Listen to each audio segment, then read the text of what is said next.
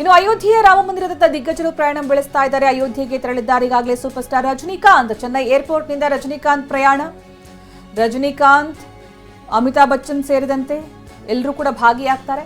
ದಿಗ್ಗಜರು ಅನುಪಮ್ ಖೇರ್, ವಿವೇಕ್ ಒಬೆರಾಯ್ ಈಗಾಗಲೇ ಪ್ರಯಾಣ ಬೆಳೆಸಿದ್ದಾರೆ. ಮುಂಬೈ ಏರ್ಪೋರ್ಟ್ನಿಂದ ಸ್ಟಾರ್ ನಟರು ತೆರಳಿದ್ದಾರೆ. ರಾಮ ಮಂದಿರದಲ್ಲಿ ಈ ಪ್ರಾಣ ಪ್ರತಿಷ್ಠಾಪನೆ ಕಾರ್ಯಕ್ರಮದಲ್ಲಿ ಭಾಗಿಯಾಗೋದಕ್ಕೆ 6,000 ಜನರಿಗೆ ಆಹ್ವಾನವನ್ನು ನೀಡಲಾಗಿದೆ.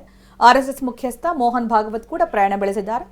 ಇವತ್ತೆಲ್ಲ ಏರ್ಪೋರ್ಟ್ಗಳಲ್ಲೂ ಕೂಡ ಗಣ್ಯ ವ್ಯಕ್ತಿಗಳ ಪ್ರಯಾಣವನ್ನು ಗಮನಿಸಬಹುದು. அது வந்து இப்போ நிறைவேற்றிருக்காங்க. இந்த நாள் வந்து வரலாற்று வந்துட்டு மறக்க முடியாத ஒரு முக்கியமான வாங்கணும். ஜெய் ஸ்ரீராம், ஜெய் ஸ்ரீராம். தேங்க் யூ தலைவா.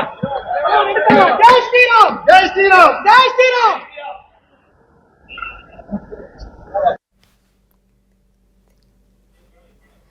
ಸೂಪರ್ ಸ್ಟಾರ್ ರಜನಿಕಾಂತ್ ತೆರಳುವ ಸಂದರ್ಭ, ನಟ ವಿವೇಕ್ ಒಬೆರಾಯ್ ತೆರಳುತ್ತಾ ಇರುವಂತಹ ಸಂದರ್ಭ ಗಮನಿಸ್ತಾ ಇದ್ದೀವಿ. ಇವರಲ್ಲದೆ ಇನ್ನು ಅನುಪಮ್ ಖೇರ್ ಕೂಡ ಭಾಗಿಯಾಗ್ತಾರೆ ಕಾರ್ಯಕ್ರಮದಲ್ಲಿ. ನಟ ವಿವೇಕ್ ಒಬೆರಾಯ್ ಏರ್ಪೋರ್ಟ್ನಲ್ಲಿ, ಅನುಪಮ್ ಖೇರ್ ಏರ್ಪೋರ್ಟ್ನಲ್ಲಿ ಕಾಣಿಸ್ಕೊಳ್ತಾ ಇದ್ದಾರೆ. ಈಗಾಗಲೇ ಸೂಪರ್ ಸ್ಟಾರ್ ರಜನಿಕಾಂತ್ ಕೂಡ ಗಮನಿಸಿದ್ವಿ.